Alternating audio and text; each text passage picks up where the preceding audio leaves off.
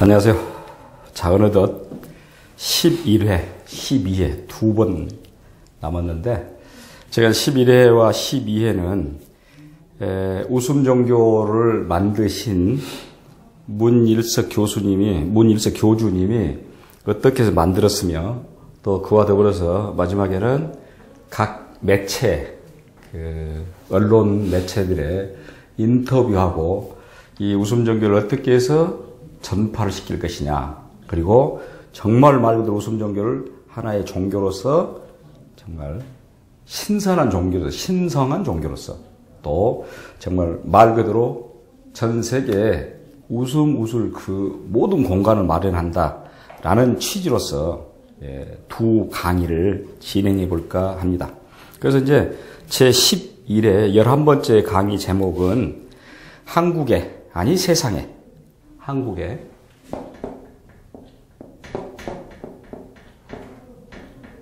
또 세상에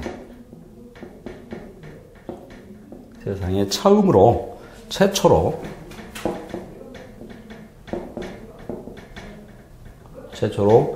웃음 종교 교주가 탄생했다라는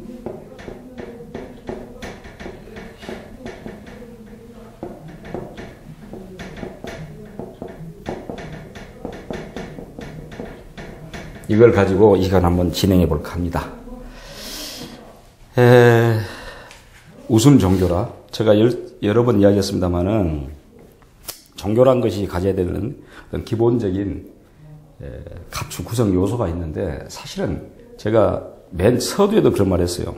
종교가 가져야 될 가장 결정적인 것은 내세관을 가지고 있어야 된다. 물론 웃음 종교는 내세관은 없습니다. 내세관은 없고, 이 문일석 교주께서 이런 내용을 가지고 얘기를 했습니다.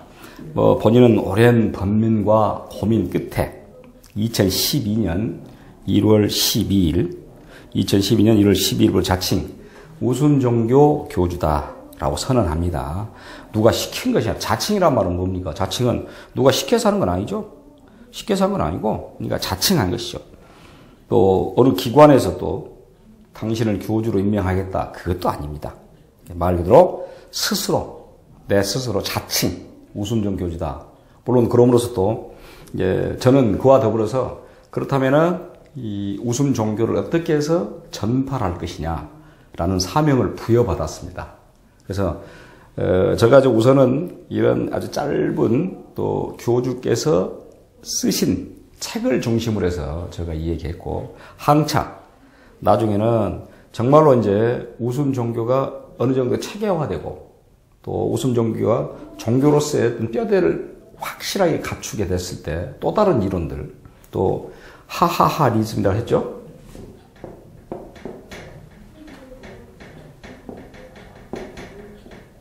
이 하하하이즘을 정말로 제대로 된 이론으로서 전개시키고, 우리 신문명을 맞이해서 이 하하하리즘을 만천하에, 물론 교주께서 이 하하하리즘을 만천하에 천명하는 그런 내용도 있습니다.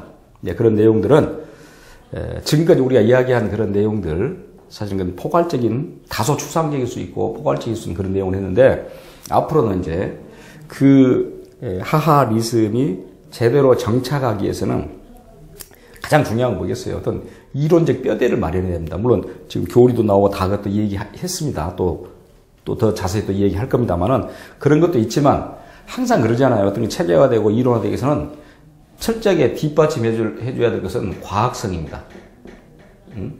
과학성, 다시 말하면 합리성이라고 그러죠. 이거에 뒷받침해줘야 된다라고 하는데, 그것을 한차 더욱더 제가 치열하게 여러분들 같이 또 얘기해 보기로 하고, 자, 이런 내용이 있죠. 미국 워싱턴에서 발행되는 양키 타임스의 발행이자 회장인 안태석 칼럼니스트는 앞서 말한 2012년 1월 12일자 칼럼에서 역시 문일석 교주의 웃음종교 교주선언 기사를 게재했습니다. 물론 미국 워싱턴에 발행되는 것입니다. 또 앞서 문일석 교주께서는 5년간 미국에서 체류한 그런 경험도 있습니다. 그래서 원래 이제 이 웃음종교 교주 선언하면서 했던 슬로건, 캐치프레이즈는 세상에 사는 동안 마음 놓고 공짜로 웃어보자. 이거 이제 캐치프레이즈입니다. 그래서 특히 이제 한국 같은 경우는 어쩝니까? 이 지구상에서 분단되어 있는 유일한 국가예요. 자, 우리 볼까요? 2차 세계대전 후에 분단된 나라들이 이렇게 됩니다. 물론 중국과 대만은 분단이란 말을 쓰지 않습니다. 그건 쓰지 않아요. 왜 그러냐면 항상 하나의 중국이야. 하나의 중국이기 때문에 중국 본토에서는 대만을 새로운 정부, 중국 정부, 또 다른 정부로 간주하지 않습니다. 그냥 자기 중국의 지방 정부의 하나다라고 해버려요. 그래서 그걸 분단이라는 개념을 쓰지 않습니다. 거기는. 그리고 뭐 양쪽 나라가 폐쇄적인 체계고 뭐 개방적인 체계고 그렇지도 않아요. 지금은 뭐 마음대로 왕래합니다. 거기를 빼고 2차 대전 후 분단된 나라가 4나라가 있었어요. 자, 독일, 동서독, 그다음에 베트남, 남베트남, 북베트남, 그리고 예멘이라는 사우디아라비아 반도의 끄트머리 예멘, 남예멘, 북예멘, 남한, 북한, 이렇게 4나라가 분단돼 있었어요. 자, 3나라 통일했습니다. 맨 처음에 이제 통일한 나라는 베트남이었죠. 베트남 뭘로 했습니까? 전쟁으로 했어요. 전쟁으로. 남베트남, 북베트남. 남쪽은 미국의 지원이었고, 북쪽은 사회주의 국가들 지원, 중국이나 소련이 지원했죠. 어찌됐든 간에. 근데 북베트남의 승리로 끝났습니다. 1975년 4월 30일 끝났죠.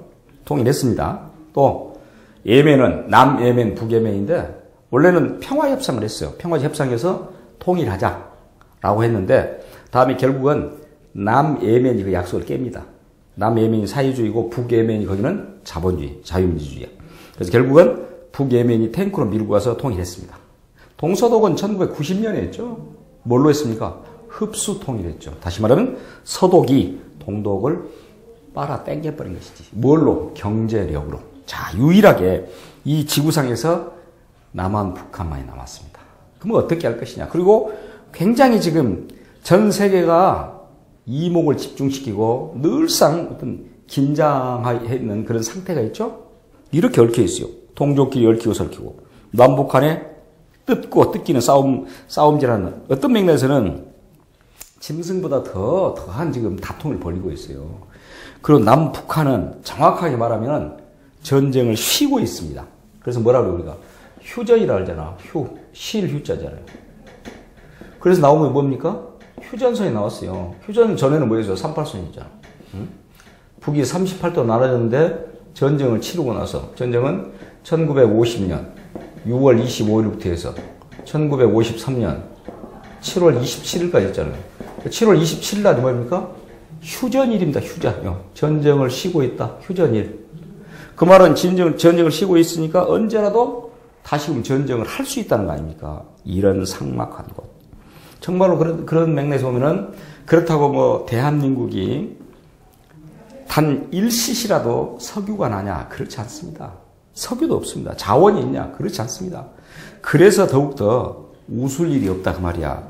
이런 웃을 일이 없는 이 삭막한 대한민국의 이 풍토에서 또 이런 아주 정말로 전 세계 어디를 봐도 어느 조건도 만족할 수 없는 좋지 않은 조건을 가지고 있는 이 시기에 결국은 브레이크 뉴스라는 인터넷 신문과 주간현대 또 사건의 내막이라는 주간지, 종이신문 주간지를 발행하는 발행인으로서, 회장으로서 정말 눈코 뜰 새 없이 바쁠 정도로 이런 와중에 정말 이 세상에 아무것도 없는, 이 세상에 존재치 않은 세상에서 최초로 웃음 종교라는 것을 들고 나왔다는 것이죠. 저기에 저는 또한 거기에 뭐랄까요? 제가 교육부 장관 늘 그런 이야기 했습니다만은 이론을 전파시키고 교주께서 만들어 놓은 그런 내용을 많은 사람들에게 알리는 교육 담당, 교육 파트. 그래서 저도 자칭 교육부 장관 아닙니다. 그것은 교주께서 우리 웃음공화국 또 우리 웃음종교의 교육부 장관이다라고 저는 스스로 자칭이 아니라 타칭. 그래서 그렇게 이름을 부여받았는데, 자, 그렇다면은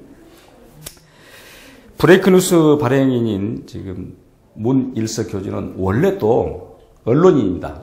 언론인이자 시인입니다. 또.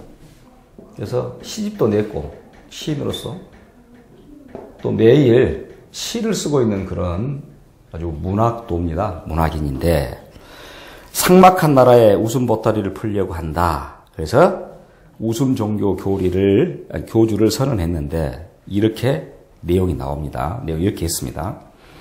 본인은 오랜 번민과 고민 끝에 2012년 1월 12일부로 자칭 웃음 종교 교주를 선언합니다. 웃음 종교 교주를 누가 시켜서 하거나 어느 기관에서 교주 자격을 준 게 아니라 스스로 웃음 종교 교주임을 선언한 것입니다. 저를 잘 아시거나 적당하게 아시거나 저에 대한 관심을 가지려고 노력하는 분이나 우연하게 저를 알고 싶어하는 분이라 할지라도 오늘부터 저를 문교주라라고 불러주시기 바랍니다. 라는 그러니까 스스로 등극을 한 것이죠. 자칭 등극을 한 것이죠. 근데 뭐 그렇다고 해서 종교 교주라 그래서 이른바 여러분들 말하는 뭐 사이비 종교의 교주처럼 어떤 높은데 올려놓고 추앙하라 또 그런 의미는 아니죠. 제가 항상 얘기했잖아요. 우리 웃음 종교에서는 수평적 리더십, 수평적인 그런 관계. 항상 어떤 조직이든지 조직 관료제화가 되면은 관료제화로 되면은 상명하복입니다. 위에서 명령하고 아래서 복종을 그러는 텐데 적어도 웃음 종교에서는 그렇지 않다는 것.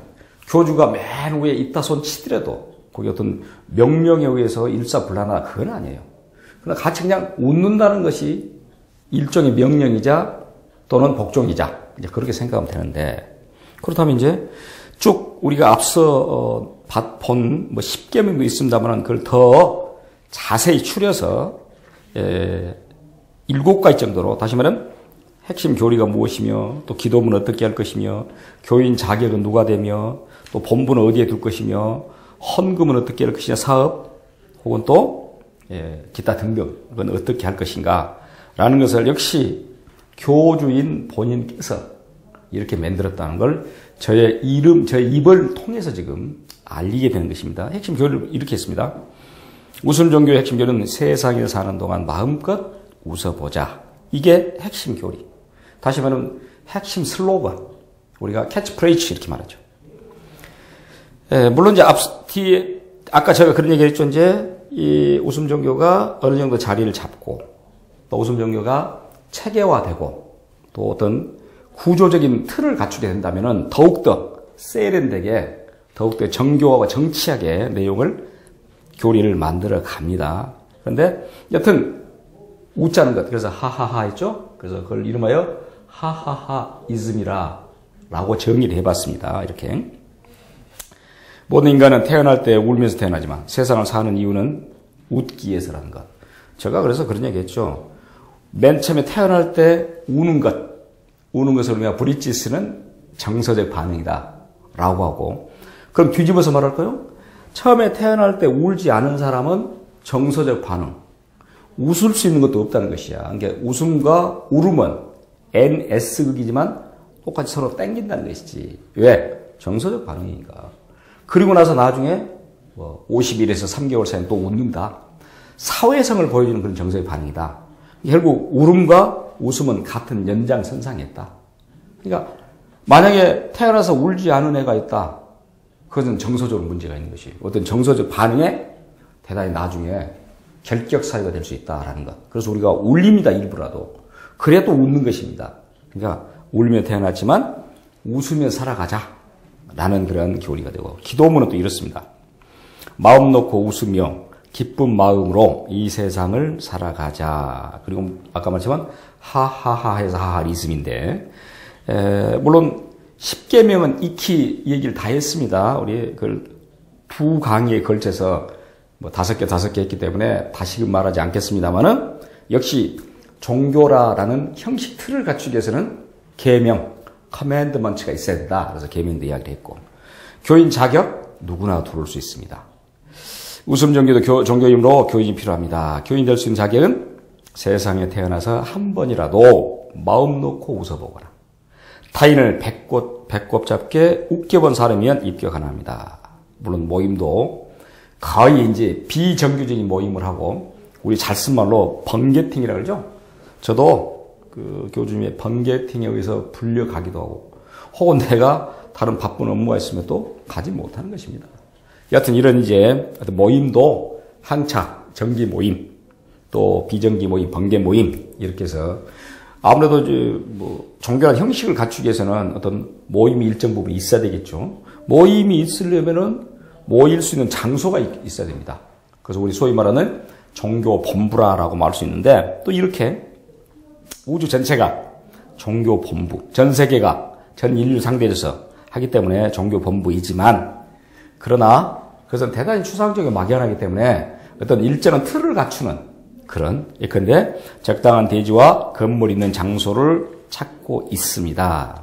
역시 또 성전을 기부해 줄 사람, 우리 다 그러잖아요. 어떤 종교든지 다 성전을 만드는데 기부할 사람이 있으면 굉장히 좋겠죠.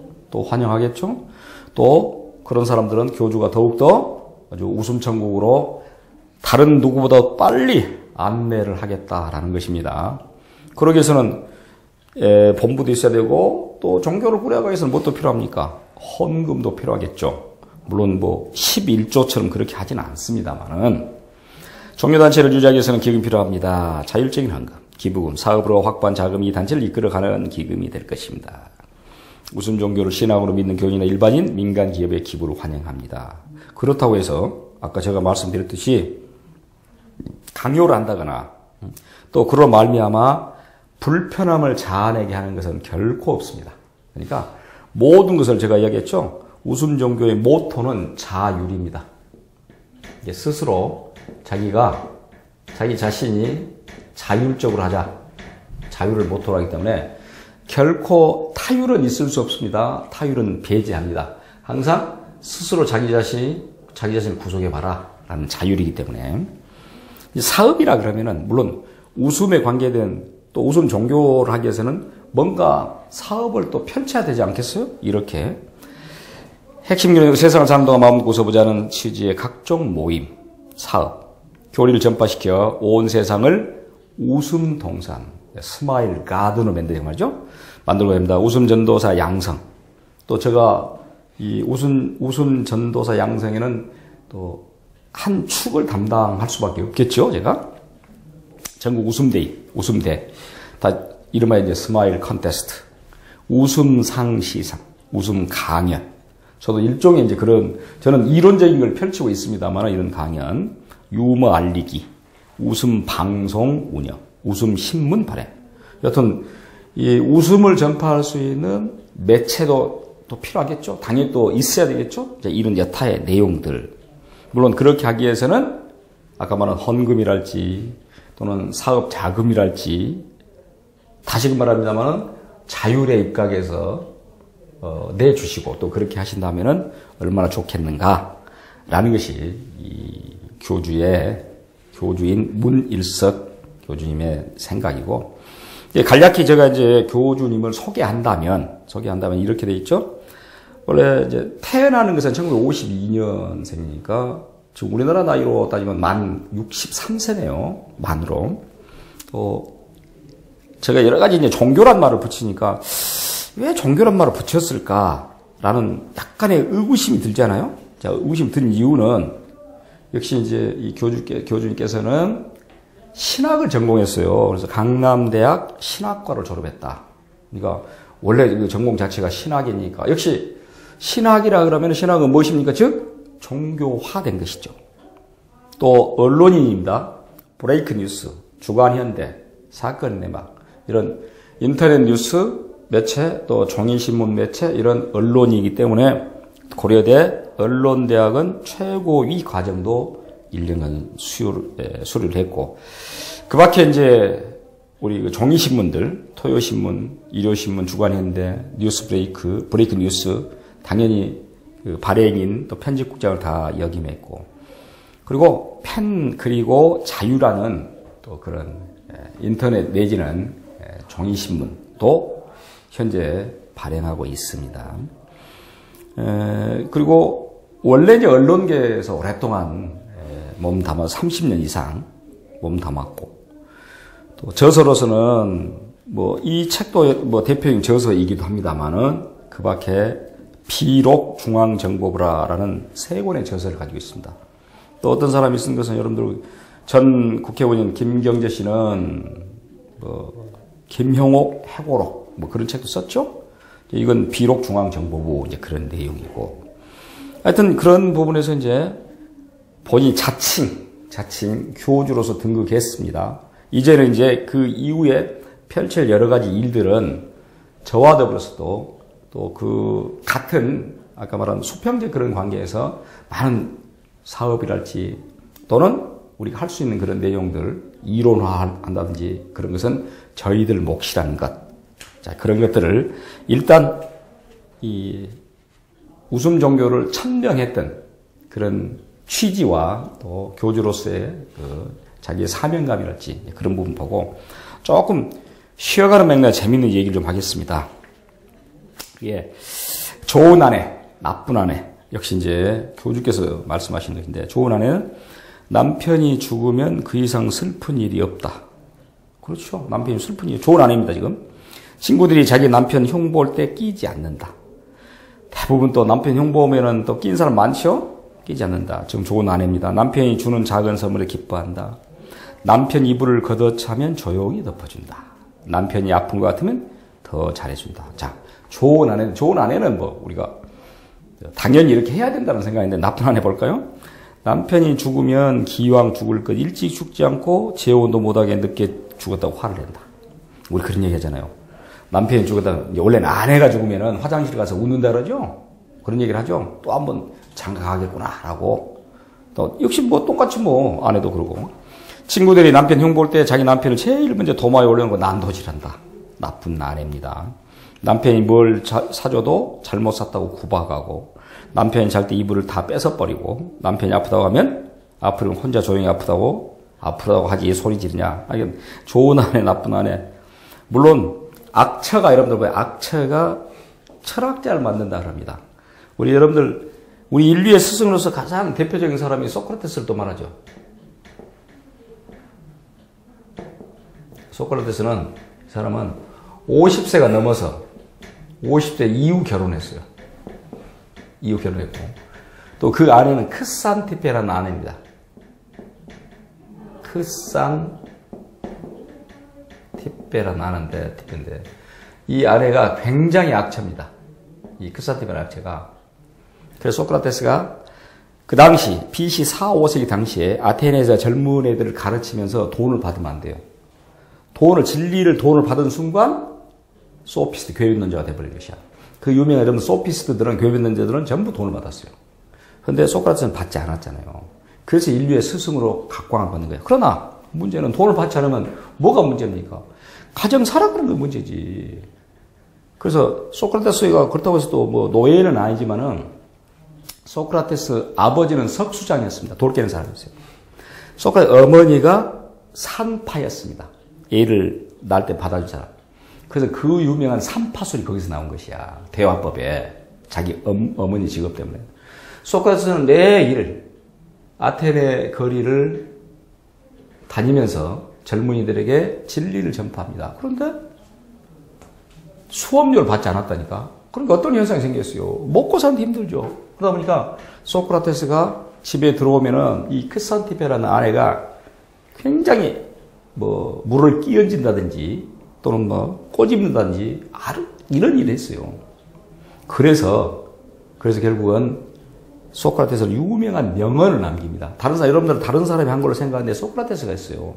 결혼은 해도 후회하고 하지 안 해도 후회한다라는 걸 소크라테스 나온 얘기입니다. 결혼 50세 이후에 했다니까. 물론 한 20여 년 살았죠. 72세, 3세 독배를 마시고 죽었죠. 결국은. 그러니까 이런 걸 보더라도 우리가 나쁜 아내, 좋은 아내 이렇게 하는데 그래서 결론적으로 어떤 말을 한 줄 압니까? 예, 철학자가 되기 위해서는 철인이 되기 위해서는 나쁜 아내를 얻어라 또 이런 얘기도 합니다. 역시 누가? 그 원조는 소크라테스라는 인류의 스승 철인을 크산티페라는 아내가 만들어줬다라고 하니까 물론 여러분들은 철학자가 되고 싶은 사람이 있으면 그렇게 하세요. 그렇지 않는다면은 굳이 뭐 피곤하게 아내에게 구박받고 그러지는 마세요. 자, 다시 교주, 웃음 종교 교주로 돌아가서 일본 KR 뉴스라는 그런 매체에서 취재 보도를 했습니다. 한국 뉴스를 일본에 전하는 인터넷 신문인 KR 뉴스는 2012년 4월 24일, 아까 2012년 1월 12일 날 종교를 선언해낸 4월 24일, 그로부터 3개월이 지난 후입니다. 문일석 교주의 웃음 전파 운동을 상세하게 취재 보도했다. 그 제목이 이렇게 되어 있습니다. 스트레스 투성이에 불안한 현대인에게 이제 웃음을. 스마일교를 설립했다. 라고 그 신문의 보도 제목이 이겁니다. 스트레스 투성이에 불안한 현대인 이제 웃음을. 이런 제목이고. 그래서 이제 그 인터뷰였어요. 스마일교를 설립했다. 문 이루소쿠 씨. 일석을 일본 사람들 제대로 또 발음이 못하죠. 이루소쿠 씨라고 해도 문일석 씨. 이렇게. 참 일본 사람들은 밑에 받침을 잘 못하죠. 그러니까 김치돌 김우치 이렇게 가고 하게스문이다 이렇게 하죠. 그런 맥락에서 보면은 사실 우리나라 그 언어가 지금 여러분이 저하고 같이 하고 있는 이 언어가 얼마나 위대합니까? 그래서 세종대왕이 뛰어난 것이에요. 어떤 맥락에서는. 물론 세종이 혼자 만들었겠습니까만은. 그래서 우리나라의 그 3대 성인 그러잖아요. 3대 성인. 그럼 누군지 압니까? 특히 조선시대 3대 성인, 현대 와서는 어떤 사람 성인이라고 칭하지도 않습니다만은 3대 성인 그러면은 세종대왕. 또 위기의 국가를 건졌던 이순신. 그리고 조선 후기 가장 뛰어난 실학적 업적을 남겼던 정약용. 이 세 사람을 조선 3대 성인이라 그래요. 근데 그 중에서 한글을 만든 세종대왕. 단연 돋보이죠. 참 아이러니컬하죠. 왜냐면 그 세종의 아버님 누구였습니까? 태종 이방원이죠. 지금 한글 얘기가 나왔으니까 지금 제가 간략해야 하는데 태종 이방원인데 이 사람이 이방원은 얼마나 포악한 사람이었습니까? 일단 조선을 건국하기 위해서 자기 아버지를 돕는다는 명분에서 누굴 죽입니까? 정몽주를 죽였잖아요. 응? 선주교에서 자기 부하들 시켜서 정몽 제거했죠. 그리고 나서 자기 아버지의 친구인 삼봉 정도전이 결국 조선을 디자인하게끔 만들었잖아요. 그럼 자기 아버지인 이성계가 친구였죠. 또 이성계를 정도전이 결국 부추겨서 역성혁명이라서 왕실에서 이씨로 바꿔서 조선을 건국했잖아요. 그런데 이방원 다 몇 점입니까? 정도전 또 죽입니다. 왜? 자기가 왕이 되기 위해서. 이방원에서 왕이 됐어요. 왕이 되고 왕이 될 때 또 돼서도 되는 과정에서 자기의 이복 동생인 방번 다 죽였죠. 아주 잔인한 사람. 얼마나 잔인한 사람인지 압니까? 이방원은. 다음에 자기 아들 세종대왕이 셋째 아들이잖아요. 충령이었죠. 그러니까 양령, 효령, 충령 이렇게. 물론 밑에 성령도 있습니다만 성령 좀 일찍 죽었죠. 근데 그 자기의 셋째 아들 원래는 양령을 세자를 안 쳤지만 양령의 그 여러 가지 좋지 않은 행태들로 폐서자하고 셋째인 충령이 왕이 됐죠. 이것도 역사에서는 또 어떤 면은 우연이지만은 필연일 수 있고 한글 나올 수 있는 필연일 수 있는데 결국 세종대왕이 왕이 됐어요. 그런데 혹시 세종대왕 주변에 똥파리들이 끌 것 같아서 또 문제를 야기할 것 같아서 세종대왕의 장인을 또 죽입니다. 자기가 왕에 등극하도록 그토록 고생했던 자기 처남들, 민무질 또 죽여버립니다. 그렇게 해서 그 태종 이방원 아래에 세종으로 이름은 이도였습니다만 세종이 나왔잖아요. 그러니까 저는 농담적으로 그런 얘기 잘합니다. 세종과 태종 이방원의 좀 DNA를 현대식으로 한번 조사를 해봐라. 조사를 해보자. 그럼 과연 맞는가. 이런 포악한 군주 밑에서 이런 성군이 나왔다는 것. 어찌됐든 간에. 세종은 조선의 가장 태평성대를 이루고 세종은 가장 위대한 업적을 남겼다. 그 중에서도 지금 우리가 이렇게 말하고 있는 한글. 일본어보다 얼마나 위대합니까? 문 이루소쿠시. 일석을 발음을 못해서. 아이는 하루에 몇 번 웃는지 알고 있습니까? 제가 얘기했죠? 적어도 300번에서 500번. 500번 웃어요. 최근 한국이 대기업에서 웃음에 대한 강연을 한 이후 오퍼가 쇄도하더라. 이제 지금 인터뷰한 그 내용들입니다. 보도한 내용이죠. 그 인물이 바로 키가 1m 85. 저하고 있으면 상당히 차이가 많이 납니다. 몸집이 큰 체구에서 볼 수 없는 섬세한 스마일 이론을 고안하고 실천하고 있는 문이루속 씨. 1952년생. 문이루속 씨는 전국신문이나 주간지 기자를 30년 넘게 한 베테랑 저널리스트다. 갑자기 2012년 1월 12일 웃음종교를 창립하고 자칭 교주가 됐다는 거죠. 30년 이상의 기자 생활과 풍부한 인생에서 얻은 다양한 경험을 사회에 환원하고 싶다. 라고 이렇게 지금 인터넷 신문인 KR 뉴스에서 지금 취재 보도한 내용을 계속 봅니다. 치열한 경쟁 사회를 사는 현대인들의 불안을 치유하고 스트레스 방출을 촉진하며 인생을 즐기면서 살아가는 힌트를 제공하고 싶다는 편한 발상에서 이 종교가 시작됐다. 물론 아까 말했지만 현 본업은 저널리스트, 특히 저널리스트이자 포이트, 시인입니다. 그런데도 불구하고 바쁜 와중에 이 스마일 종교, 스마일 포교로 지금 바쁘게 보내고 있다. 문 교주는 현대인이 직장에서 받는 스트레스와 불안한 앞날 때문에 웃는 횟수가 줄어들고 있다고 하셨다. 아까 봤죠? 아이들은 적어도 300번에서 500번. 아이들은 하루에. 근데 어른들은 고작 웃어봐야 10번 이내다는 것이죠. 이런 스트레스 쌓이는 이런 사회에서 인간은 하나님으로부터 받은 웃음 바이러스가 누구에게나 있어. 스트레스와 우울증을 치료한다. 그렇습니다. 웃으면 우리 말하잖아. 이렇게 호르몬이 분비해가지고 하나님이 창조하신 이 웃음 물질을 최대한 활용한 것이야말로 세상 사람들이 정신적인 평화를 되찾는 길이다. 라고 하면서 아까 말했죠. 웃음 종교의 슬로건 웃는 사람은 구원된다. 또 매일매일 웃어서 즉각 구원받자. 역시 그렇게 합니다. 웃음의 효용은 의학적으로 증명돼요. 제가 앞서 맨 첫 번째 시간에 말했죠. 자, 웃음의 이 의학적인 그 배경, 의학적인 비밀을 또 살펴봤습니다. 웃으면 웃을수록 얼굴이나 전신의 근육과 운동신경이 활발해지고 230여 개의 근육이 또 움직인다 했습니다. 얼굴 근육도 80개 중에서 한 20개가 움직인다 그랬어요. 정신적으로 건강하고 상쾌한 기분을 가져준다. 그러니까 결국은 이 웃음 종교를 만들고 또 웃음을 전파하자. 물론 웃음은 공짜라 그랬습니다. 돈도 들지 않고. 그렇게 한 이유들. 이렇게 실제 일본의 KR 뉴스에서 취재 보도가 됐고 또 미국의 워싱턴에서도 역시 발행된 신문의 양키 타임즈에서도 역시 이렇게 인터뷰를 했고 그래서 결국은 웃음 종교가 어느 틀로서 정착되고 어느 교리로서 확실하게 뿌리를 내린다라고 하면 저는 단언컨대 이 웃음 종교로 말미암아 세상이 평화롭게 된 건 당연하겠지만 더불어서 우리의 수명도 더 연장될 것이다. 이 웃음 바이러스, 웃음 호르몬에 의해서 지금보다는 적어도 몇 년은 더 살 수 있는 또 웃으면서 행복하게 살 수 있는 그런 날이 될 것이다. 라는 맥락에서 이렇게 웃음 종교를 만들고 또 자칭 교주로 등극했고 여러 가지 또 교리랄지 여러 가지 내용들을 만들어낸 문일석 교주님.